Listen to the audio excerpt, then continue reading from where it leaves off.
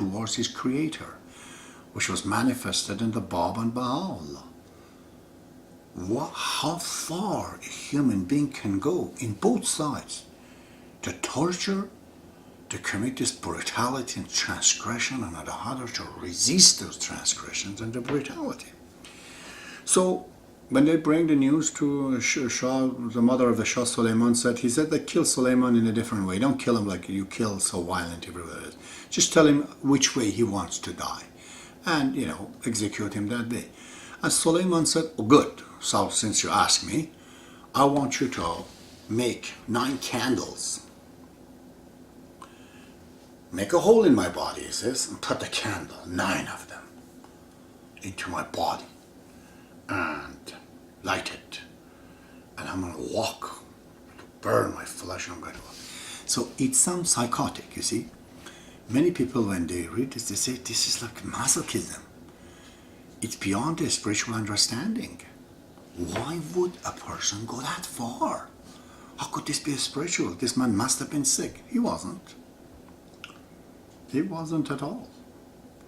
I have to write a Masnavi in Persian language just to explain what was happening to him. What kind of a pain was he going through? Well, I'm going to be talking about the attributes in next chapter. This is just an introduction to it. Well, I'm going to talk about love and the degree and the measures of love and how far the person can go. I shall explain this condition of the Suleiman Khan, where was it going through. I'll give you another example of this, as I said, barrage of these martyrs. It's a 12-year-old boy. His father was a doctor and one of the early hand of the cause of God. This 12-year-old boy, his name is Ruhullah. You have to see his picture. Refer to the Baha'i history and see this beautiful Ruhullah. It's just like flower. It is the picture of God. This 12-year-old boy, he has poetry in mysticism and in writing. That's mind-boggling. How could he be 12 years old? And this would be his writing. Abdul-Baha was so enchanted with him, the authority of God. He says that whenever we want to teach somebody, if Ruhullah is around, we ask Ruhullah, Ruhullah, should we teach him Baha'i faith? If Ruhullah says yes, then we will do it. You see, Abdul-Baha says about Ruhullah, it's not explainable. How could a child of 12 years old feel like a 40-year-old man? His poetry, the understanding in those, it's so perfect, so beyond his underage. You can see that spirituality does not discriminate even against age. Doesn't matter which time you enter, it's all about the connections. If it's a small computer or it's a huge computer, it doesn't matter. Once it's connected to the internet, God uses it to speak and to talk. So it needs a lot of psychologists, a lot of philosophers, doctors, name it, to come and explain the conditions that these people went through. What is this degree of exuberance, of this enthusiasms, this yearning desire to go that far? It's unbelievable. So it seems that these conditions of these martyrs that has happened in the Baha'i faith, it's just like a new inventions. How you're making a computer or certain device and you have to call it a phone, iPhone or iPad. You have to make it a name because it doesn't look like any other phone. The same thing in the Baha'i faith. They have invented, they've demonstrated these martyrs just like a new invention of the feelings, of the attributes, of the qualities that has not been found before humanity. No human being has shown and demonstrated this kind of qualities. How far can it go, as if they were denizens of the sun. Imagine if the people are living in the sun, if there are some kind of creatures. They have to be alive in the burning fire. What would that creature be? Unexplainable, isn't it? So we need new words, in other words, to explain. So I can't use just the word love as you know it or sacrifice as you know it to explain what Sulaiman Khan went through, or what was this condition of Ruhullah, a 12 years old boy who died, with the hand of this most brutal man. Hossein Khan Ajudanbashi actually killed this little fruit of God. And the miracles, that was surrounding these things. Very many strange stories, 20,000 of them. These history books are a stack of books from here to the ceiling.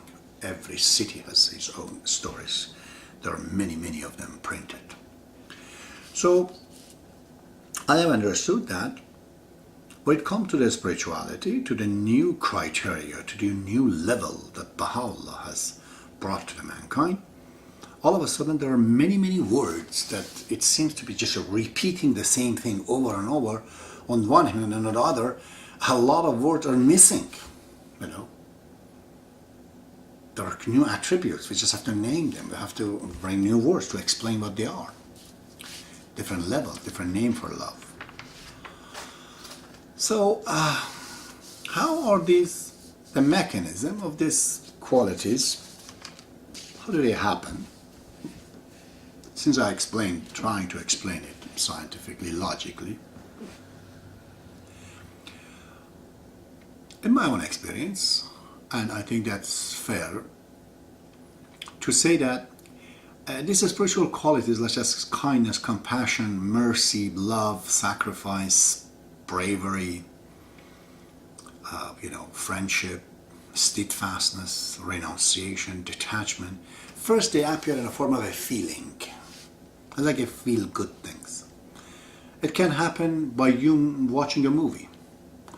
I just watched a movie of The Last Samurai of Kazimoto. This man, how he sacrificed his life for Japan, a region of the earth, and for a limited value of the historical values of Japanese. He wanted those. But, he was very firm, so he died for it.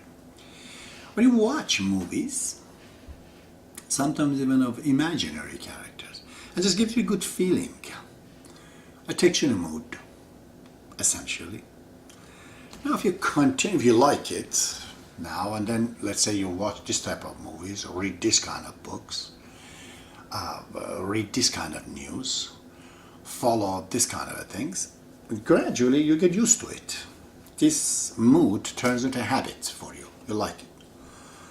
Now, the habits, then you like, for those who sacrifice their life, those, just trying to serve humanity and whatnot. And the course of time, it becomes an ethics. You become an ethical person, that you are distinguishing yourself as certain ethics, like honesty, like bravery, saving the life of somebody. And because you have these ethics in you, you're bound to act upon it. So at this time, these feelings from the mood, they turn into habit, now becomes ethics. Now they're getting you into actions. You're actually going to do. The neighbor says that she found you're a nice guy. It says, neighbor, could you cut my grass today? I'm kind of not feeling sick. And you say, of course. But there's an action. Now the helping is starting to begin to become cost you money and time, essentially. You're going to buy now. The actual thing that it was a feeling now is going to become a part of you. And then as you do, the feeling increases and the condition in you becomes bigger, and then you enjoy it more.